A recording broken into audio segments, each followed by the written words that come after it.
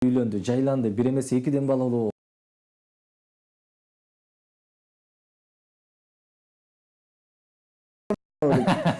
Болчумун да. Азыр мага ошондой болот. Көчөдөгүлөр көзүмө эркек көрүнөт. Эми чыгармачылыкта эмне жаңылык бар? Эмне жаңылык менен келдиңиз? Жаңылыктар азыр аябай көп болуп кетти акыркы учурда. Жаңы клип жараттык, анын артынан эле дагы бирөө жараттык. Азыр эми ошонун дагы клибин артынан чуркап жүрөбүз. Ортодо дагы бир ниет кылып койдум, бирок план кыла элекмин. Жазында бир концерт дагы берсем деп ойлойм. Концерт буюрса. Аккордеон коштоосунда жандуу үн менен. Иши болсо баары бар. Өзүмчө план кылдым. Бул азырынча жанагы ниет боюнча тура турсун, анан жанагы иш тартибине киргизгенде анан өзүм жаңылык, менде мындай жаңылык бар, мончанчы күндөрү мондай жерде мондай концерт беремин деп концерттик программасын дагы бир аз учун чыгарып келем. Өзүнчө так айтып, анан жакында эле мынакей Жубайма аттуу клип тарттырдыңыз. Мен аны билем, презентациясына бардык, көрдүк, элдер көп чогулду. Келип бергениңиздер үчүн Элдин батасын алдыңыз, телевидениялардан дагы келдик. Анан ошол клипиңизди мына көптөгөн каналдарда кетип атат. Анан көчөдөн тааный баштадыбы? Көчөгө чыга элекмин, анткени ошол презентациядан бери үйдө ооруп жатып калдым. Мен мындай ойлоп калгам. Досторум айтыпчы, ушул клибим жакшы кетсе бир 10 күн ооруп үйдө жатайын деп окшоймун. Ооруп дегенде мындай болгон да, биздин достор арасында тамаша бар. Баягы жылдыз оорусу менен ооруп дегендей да. Мага чалбай тургулачы. Мен бир аз ооруп алайын депчи. Анан менин баштапкы максатым туура эмес коюп алган окшойм. Мен бир 10 күн ооруйунчу дегем да. Анан 10 күн ооруйунчу деп алып туруп 10 күн оорудум окшойт. Кудайым дагы оорушпайлы, түз кабыл алып тур. Анысы кандай? Ошол клипти ала келдиңиз? Клипти алганча келдим, ооба. Буюрса режиссерибиз даярдап койсо, ал клипте дагы назар салып, бүгүн дагы Пирамида телеканалында презентация болсун. Анан ошол клиптердин жөнүндө дагы угуп кетебиз, ырдап кетебиз. Эми бүгүнкү ага чейин бир жагымдуу ырлар менен жөн келбестен сизди мына Төлөгөн дегенде эле биз аккордеон менен элестетебиз. Андыктан аккордеон коштоосунда бир жагымдуу чыгармалардан болсун. Эми таратпай туруп ырдаган ырчыларга бир оорчулук жаратат, бирок ошентсе деле эми бизде көрөрмандар карап отурганда бул оорчулукту да унутасың да.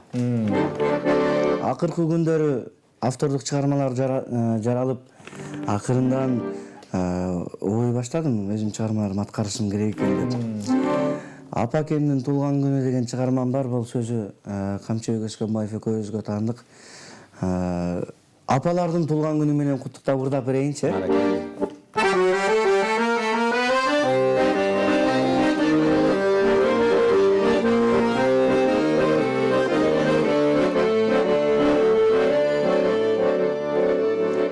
Апакем өздүк майрам куттуу болсун, каалайбыз өмүрүңүз узун болсун. Биз алтын тактылуубуз, сиз барда бактылуубуз, сиз барда алтын апакем. Туулган күн бүгүн, апакем гүлүм, балдардын бактысына бөлөнүп жаныбызда жашасын биздин апабыз.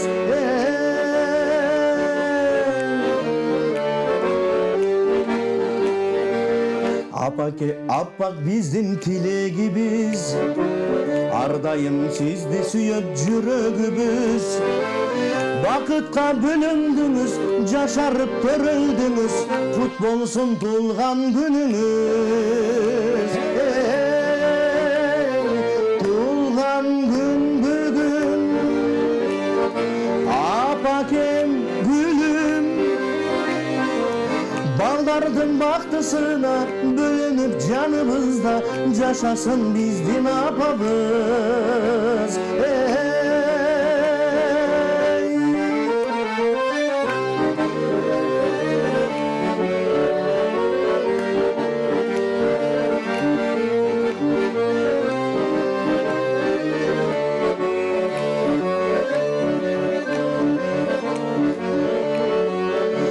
аке аланга тең жүрөгүңүз, кең бейил кереметтүү мүнөзүңүз. Акылман сырдашыбыз, алмашкыс кымбатыбыз, жашаңыз узак, жашаңыз. Туулган күн бүгүн, апакем гүлүм, балдардын бактысына бөлөнүп жаныбызда жашасын биздин апабыз. Бактылуу өмүр сүрүңүз, кут болсун туулган күнүңүз. Бали, кол чабуулар болсун. Эми бет ачары болду. Бет ачар. Сыясы кургай элек чыгарма болчу. Бет ачар болду. Бул ырды уга элек болчумун. Кимге таандык? Баштапкы идеясы, мисалы, биринчи куплет менен кайырмасы мага таандык сөзү. Андан кийин теге эле идея келбей, сөздөрүмдү толук түшүндүрө албай, анан Камчыбек Өскөнбаев деген досума кайрылгам. Жардамың керек канча дагы акын, обончу, аткаруучу. Ал жинди. Мен жиндисиң деп коем, сенин колуңан баар келет депчи. Ал жинди. Анан 2-3 куплетин мага жаздырып, мен ага жаздырып, анан жана бүт оюмдагы, ичимдеги нерсенин бүт баарын сууруп чыкты да. Анан болду, калды ушул боюнча деп. Обону мага таандык. Буюрса, бул чыгарманы да жакын арада угасыздар. Буюрса, клип дагы. Чу дегенде эле ушул пирамидадан башталды дейм. Баракелди. Анан негизи бул ырлар жакшы жаралганда, өзүңүздүн мисал үчүн табитиңизге келген оюңуздагы бир ырды чыгарганда дагы оюңузда бир клип тартып аласыз да. Анан ушул клиптер негизи ыр жарагандан кийин клиптер бир оюңузга келишеби? Мен баягы аябай оючулмун. Оюм өтө эле күлүк. Секунд арасында ар кандай ойлор келип кетет. Ошол үчүн бир токтомго келбейм да. Жубайма деген клибимде деле ар кандай ойлор келген болчу, бирок режиссерго дагы башында сүйлөшүп баштаганда бир багыт бергем. Башындагы берген багытым, андан кийинкилер жаккан эмес окшойт. Башындагы берген багытым режиссерго жагып, ошол боюнча эле. Бирок баштапкы идеясы режиссер Эркин Эгембердиевдин эле эмеси боюнча тартылган. Демек бул ойлор өзгөрүп турат деген мааниде да. Анан жалпысынан ырды жазганда көз алынган баардык кадрлар бирден өтөт. Ошого таянып жазылат. Анан мисалы кээ бирлер огон жазып анан кийин сөз жазышат го. Менде андай эмес, даяр сөзгө огон жазам, же болбосо такыр жазбайм. Демек профессионалдык деңгээлде ошондой болуш керек, э? Илгеркилер ошентишкен. Илгери ошондой. Залкарлар ошентишкен. Азыркы учурда тилекке каршы андай эмес. Андай эмес, э. Эми азыр ошол Жубайма аттуу клипиңизди көрөбүз. Анан ага чейин ошол Жубайма клип жөнүндө кыскача маалымат берип кетсеңиз болот. Сөзү кимге таандык, обону кимге таандык? Азыр ошол клипти көрсөтөбүз. Сөзү Тайырбек Эрматовго таандык, обону кайра эле мага таандык. Анан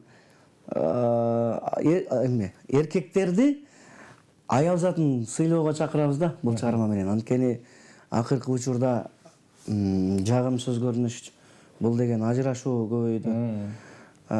Кайсыл айым менен мындай таанышып калбай эле биринчи турмушум болбой калды деген учур болот. Кайсы эркек менен маек курбай эле деп эле аял затын жамандап калат. Баары үчүн эле жанагы айыптуу өзүнө жакшы дебейт да. Анан ошодон улам таасирленип телефонумда ушул сөз жүргөн болчу. Анан көп 2014-жылдан бери жүргөн. Ошол эле жылдары авторда жазган экен. Анан көп окуп таасирленип, балким аң сезим чоңоюп, анан быйыл аябай таасирленген күчтүү болуп кетти окшойт.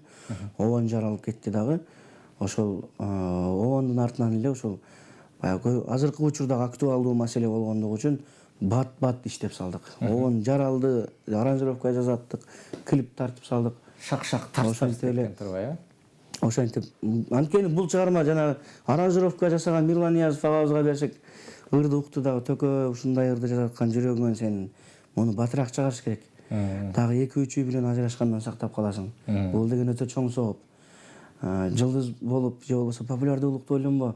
Сен азыр деген бул чыгарма менен аялына кол көтөрүп жүргөн адамдарды, эркектерди бир аз артка тартасың, тизгиндеп турасың дегенден анан батыраак иштеп салганбыз. Ал киши дагы башка чыгармаларын четке кагып, анан сеникин биринчи орунга койдум төкө деп. Мени бир баягы кубандырган жакшы сөздөр бар. Андан кийин эле клипти дагы көргөндө режиссерыбыз көзүмө бир аз жаш келди. Жеңең угуп, ушул баланын буйруса жоолуулукчу дегенде эле алгачкы чыгармасы дагы жакшы чыгармалардан болуптур дегенде анан өзүмчө сүйүнүп калдым. Эми бул кубанычтуу нерсе. Мисалы, кечээ дагы бир жакшылыкка барып ырдап калсам, башка чыгармаларды да атсам, токтот, жубайыңан ырдап, ошол үчүн чакырганбыз сени деди. Анан ой апа макул дедим. Анан ооруп калып аптекага кирсем, менин маска оронгон болчум, аябай чүмкөн кийинген, мен экеним билинбейт. Бул врачтын кагазын алды дагы аялыңа катуусун деп досторум деп дарыларды издеп жүрөт. Бул дагы мен үчүн бир жакшы жаңылык. Ошону айтайын деп келдим эле. Баракалла. Эми социалдык тармактардан дагы негизи бул ырды бардыгы көрүш керек, өзгөчө жигиттер көрүш керек, өзгөчө эркектер көрүш керек. Бардык эркектерге бул клипти, ырды сөздүн мааниси менен жайылтыш керек. Эркектер да көрүш керек, аялдар да көрүш керек. Анткени бир гана ал жерде эркектерде эмес, аялдарга да сөз бар. Ошол аялдагы кандай болуш керек экендиги, сыйлагандан кийинки жагдай көрсөтүлгөн. Ошол үчүн баарыңыздар көрүңүздөр деп ойлойм. Чындыкты туура чечим чыгарыш керек. Миң укканча бир көрү дейт. Андыктан урматтуу телекөрүүчүлөр, Пирамида телеканалында эксклюзив сиздерге жагымдуу музыкалык чыгарма болсун. Көптөн бери эмгектенип, көптөн бери аракет кылган Төлөгөндүн чыгармачылыгы, эмгеги деп дагы айтсак болот. Калаңыздар, бул чыгарманы өтө көптөн бери тандап, обонун жазып, актерлорду тандаганда дагы өзүңүздөр байкагандай сонун клип болуптур. Куттуктайм. Албетте мындай чыгармаларды, мындай эмгекти биз сыйлап, урматтап жүрүшүбүз керек. Бул клипти, бул ырдын маанисин сөз менен бардык эркектер угуш керек. Бир гана эркектер дагы эмес, аялдар дагы угуш керек. Эч качан бир жерден кетпейт дейт. Анысы кандай, бирок биз эркекпиз, көп нерсени баардыгыбыз мойнубузга алышыбыз керек. Биз күнөөлүү эмес болсок дагы. Андыктан ушул клип жөнүндө сүйлөшөлү. Бул клип канча убакытта тартылды? Кыйынчылыктар кандай болду? Бул клип өзүңүздөр көрүп тургандай аябай өзүнүн жумушун так аткарган мыкты адистер тартылды, актерлор. Ошол профессионалдар менен иштеген учурда эч татаалдык, эч кыйынчылык жок болгондуктан экинчи күн бир күн тарттык, экинчи күн обедке чейин эле тартып койдук. Түшкө чейин тартып, анан түшкү тамакты жедик, андан кийин эле студияга барып монтажды баштадык да кечке чейин монтаж бүтүп калды. Ушундай бир жеңил болду. Баягы ниеттин калыстыгынан ошол экинчи күнү кечинде клибим даяр болуп калды дагы. А мен презентацияны жашпай бүтөт деп убакытты кейинкиликке коюп алгам да. Анан ага чейин эми клибимди бирөөгө көрсөтө албаймын. Мындай клип тартканда булугуп жүрөм го чиркин. Аябай жүрөгүм сыгылыпчы, анан акырын эч кимге жибербей туруп, алдына отурса эле мынтип көрсөтүп коем да, сүйүүчүсүн алып, ошентип убакыттарын өткөрбөдүм да. Бирок сааты чыккан экен, ошентип клипте жарыкка чыгып, элге баттарап, элдин батасын алып, ыраазычылыгын алып, анан азыр YouTube каналга жүктөгөнбүз. Ошол жерден комментарийлерде жаман сөздөр жазылган комментарий жок. Бар болушу мүмкүн, эркектей эле болуш керек дегендер бар. Анан подкаблучник дегендер бар. Аларга да өзүмдүн сайт Instagram баракчаман жооп жазып койдум. Аял баркын түшүнбөгөн эшектер жөн эле бир ойлоп койсун апасын деп урдап койгом. Ошентип урдап койгом. Аларга жооп деп. Негизи ушундай эркектерге кызыгам, эркектей болуш керек. Анан подкаблучник аялдын сөзүн сүйлөйт дейт. Чын эле өзүңүз айткандай, ар бир эркектин апасы бар. Демек аялын сыйлабагандык бул апасын сыйлабагандыкка барабар келет. Ал дагы жубайы мисалы үчүн өзүнүн баласынын апасы болот. Кандай сонун. Эми мындай жанагы аябай өжөрлөнгөн эркектер дагы бар да. Ырды биринчи куплеттин, экинчи куплеттин угуп келип анан жага дейт экен да анан акыркы куплеттин апперкуттун сот экен бетиңе деп коет. Анан ойлоп койсун, апасын дегенде баарыбыз өжөрлөнгөнүбүз менен апанын балдарыбыз энеден төрөлгөнбүз дейт. Анан чындык, ал чындык.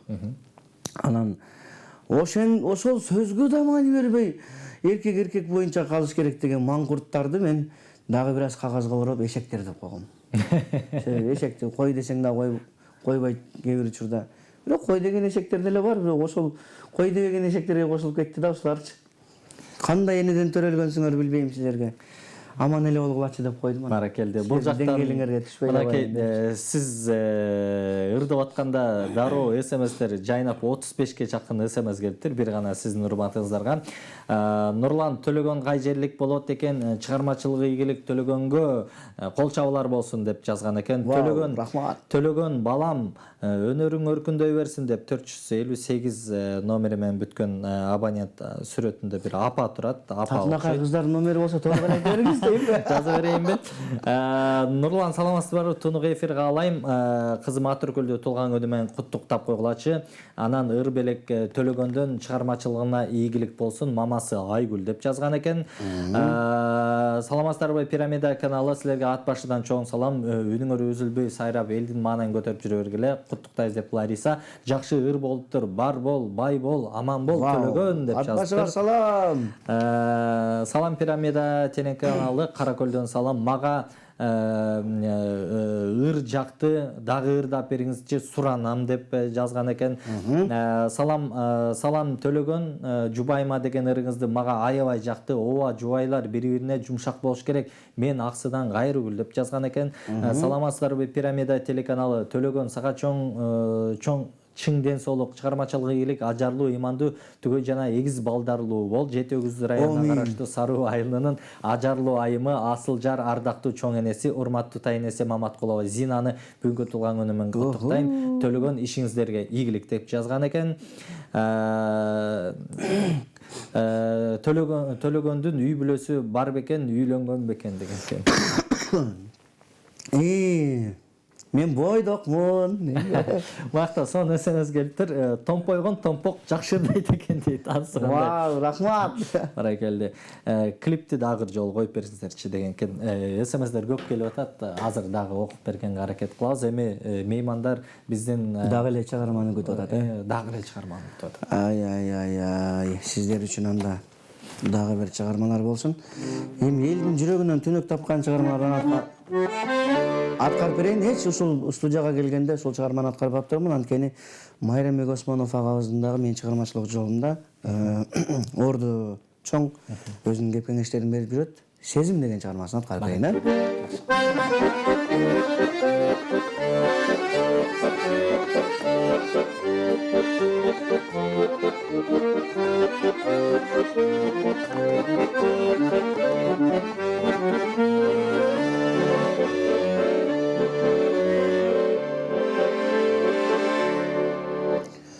Бүгүн мен сени эстедим,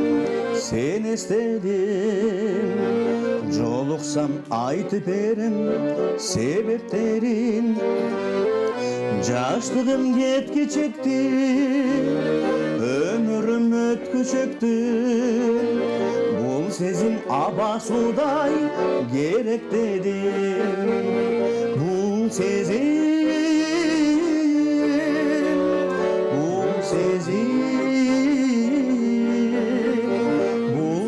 аба судай керек дедим.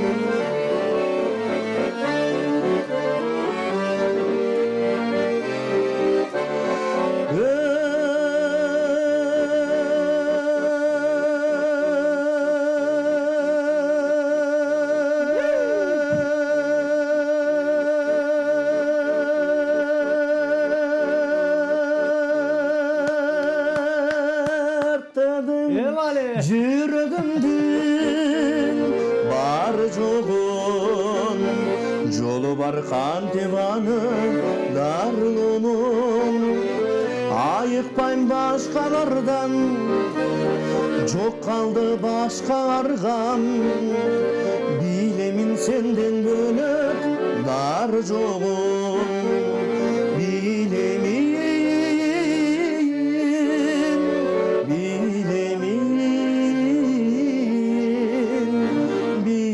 senden bölök dar jogun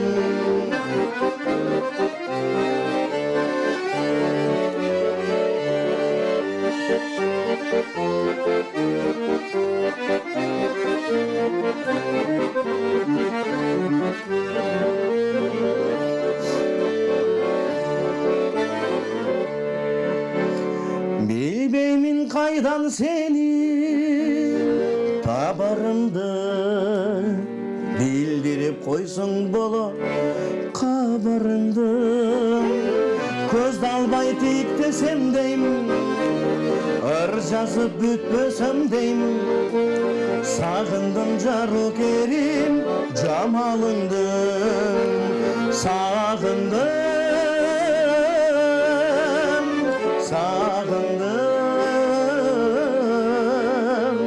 Sağındım Carukerim Camalındı Sağındım Carukerim Camalındı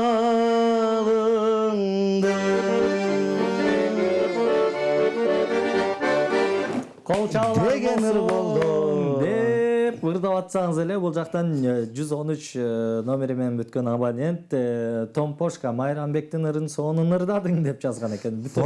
эме ырдап бүт элек элеби? Ырдап бүт элек экен. Төлөгөн ишиңизге ийгилик, алга кыргыз элин кубантып, көп чыгармаларды жарата бер, жакшы ырларды күтөбүз деген СМСдер келип атат. Төлөгөн ырдаган жакшы жаңы эле кечке жаңы эле кечке ырдаш керек сөзү англисче жазып коюп тургандыктан саламатсыздарбы пирамида каналы Төлөгөнгө ийгилик деп жазган экен. Чолпон ата шаарынан салам Жамал Ильязова деп жазган экен. Сиздерге да бизден салам. Баракелди. Бул жактан Төлөгөн сенин ырың абдан жакшы экен. Дагы ушундай ырларды ырдап жүрө бер Кадамжайдан деп ийгилик деп салам жазган экен. Кадамжайдан бачалар жазып турду десең. Төлөгөндүн Жубайма деген ырыңыз аябай жакты. Жолдошума уктуруп, мазмунуна көңүл бурдуңбу деп отурам. Төлөгөндүн ишине ийгилик, таланты ташкындай берсен, Алабукадан салам деген экен. Жанына жолдошун отургузуп деп отурган. Маани бергин депчи. Эми убакыт бар болсо режиссерден дагы жол суранабыз. Бир жагымдуу кыскача ыр менен жыйынтыктайлы. Ошол Жубайманы аккордеон аткарууну Баракелди. Урматтуу телекөрүүчүлөр, жолдошуңуздарды жакын коюңуздар дагы сөзүнө, маанисине көңүл буруңуз деп суранабыз. Төлөгөндөн Жубайма.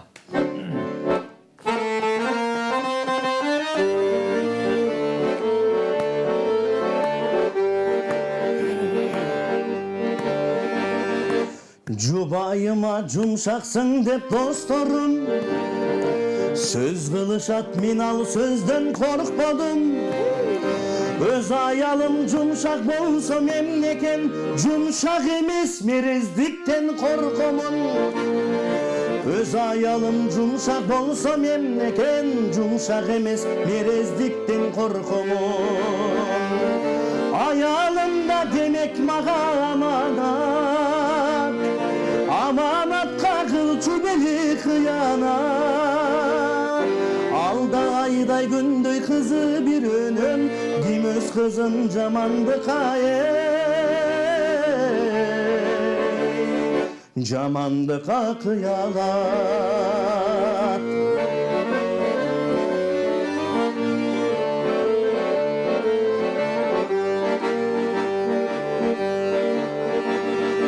Керек болсо мындан дагы жумшарам, эң бир бийик, эң бир асыл бул кадам.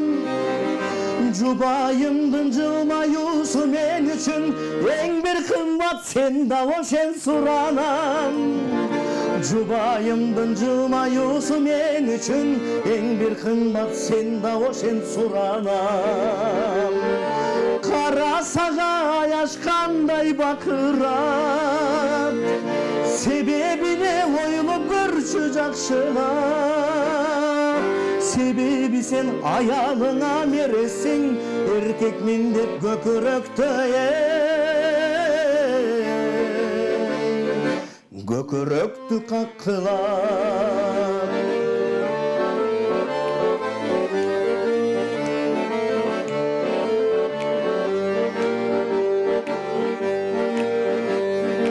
Аялыңа қол көтеріп бердемсіп, еркекмін деп мерез болған тентектік. Аялыңа сыймам иле жұмсақтық, мына ұшыл мақта еркектік. Аялыңа сыймам иле жұмсақтық, мына ұшыл мақта еркектік. Аялды сен не мақсатта аласың, аял саға бала түріп атасың. Ей, аял барқын түшінбеген адамдар, жөнеле бір ойлап қойсын. Ойлап қойсын апасын. Баса, аял барқын түшінбеген жөнеле бір ойлап қойсын апасын. деген жерден дегенде әркім өзіне жараша қабыл алсын. Баракелді. Төлөгөн, ишиңизге ийгилик. Рахмат. Чыгармалардан жарата бериңиз. Рахмат. Эми бул жактан апа жөнүндө жараттыңыз, эми Кудай буйрса ата жөнүндө жаратыңыз. Андан соң Ата жөнүндө дагы бир чыгарма бар, даяр болсун, бүтсүн. Буйрса. Бышаар зама тырдап берем. Жер жөнүндө чыгарыңыз, бир кыргыз эстрадасынан бир өзгөчө ырчы болуңуз үчүн мен сизден ушуну абдан суранам. Анткени өзгөчө ырчысыз, өзгөчө талантыңыз бар. Көп эл мына өзүңүздөр байкагандай СМСдер билдирүүлөр келип атат. Сизди абдан таанып, аккордеонуңуз менен, ырларыңыз менен өтө таанылып калган учуруңуз экен. Андыктан ишиңизге ийгилик. Бир эстрадада жок бир өзгөчө ырчы болуңуз үчүн. Вау, аракеттем. Эми сизге эркин микрофон болсун, ошону менен жыйынтыктайлык. Бүгүнкү баягы СМСтерин жазган телекөрүүчүлөргө ыраазычылыгымды билдирем. Мындан дагы активдүүлүгүңүздөр ашсын. Ошол биз сиздерди сагынып телеканалга келе берели. Сиздер бизди сурана бериңиздер, сагыныңыздар. Анан биз сиздерге дагы аткарганды албетте сагынабыз негизиненчи. Анан чу деп атты камчылап эле келе калалы. Андан кийин баарыңыздарга жакшылык болсун, үйүңүздөрдө жакшылык болсун. Тойлор болсун. Ылайым жакшылыгыңыздар көп болуп бизге ишиңиздер түшө берсин. Анан экөөбүз барып кызлан алып барып мен ырдап дейинби. Анан жалпысынан жаратканым жалпыбызга арылуугун ыры болосун. Ушул куттуу студияда эл менен баягы бакыттап баарлашкан адамдар дагы көп болсун. Баракелди. Баарыңыздарга тунук эфир. Мен сиздерди жакшы көрөм. Сиздерди дагы дейм. Социалдык тармактарда тамашалап жазганыңыз бар экен. Клипти баадыңыздарга жөнөттүмбү, эч ким калган жокпу деген сыяктуу. Урматтуу телекөрүүчүлөр, эч ким калбай ушул клипти өзгөчө эркектерге, жубайларыңыздарга ссылкасын жөнөтүп, же болбосо YouTube'тан жөнөтүп көрсөңүздөр жакшы болот. Экинчи саатыбыздын алканда өтө таланттуу Төлөгөн Мамыров болду. Үчүнчү саатыбыздын алканда сиздер менен жолугушканча эч жака кетпей туруңуздар. Пирамида телеканалы